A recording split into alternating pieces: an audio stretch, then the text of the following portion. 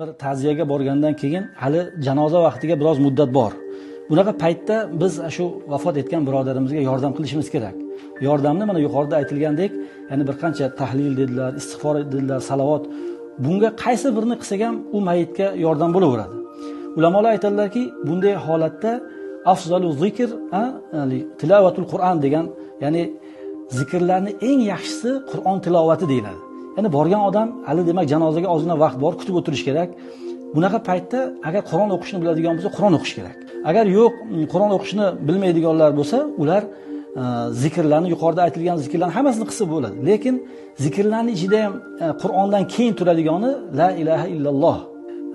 Qur'on o'qishni biladiganlar Qur'on o'qish kerak. Qur'on o'qishni bilmaydiganlar shu la ilaha illallohni aytadigan bo'lsa, u juda katta bir mayitga yordam tekkan bo'ladi. Ba'zilarini ko'rsak, shunaqa zikrlar bilan mashg'ul bo'lmaydi-da, o'zaro behuda bir narsalar bilan mashg'ul bo'ladi. Bu narsa yaxshi narsa emas. Chunki mana oldimizda mana mayit janozasi o'qilishi holatda turibdi. Bunaqa paytda nima qilib bo'lsa ham bu mayitga yordam qilishimiz kerak. Chunki hozir bu janozadan keyin, dafndan keyin o'z-o'zidan savol-javob qilinadigan holat bu. Biz tiriklar bunga shunaqa tilovat Qur'onmi yoki zikrlar bilan agar yordam beradigan bo'lsak, inshaalloh nur ustiga nur bo'ladi. Allohu a'lam.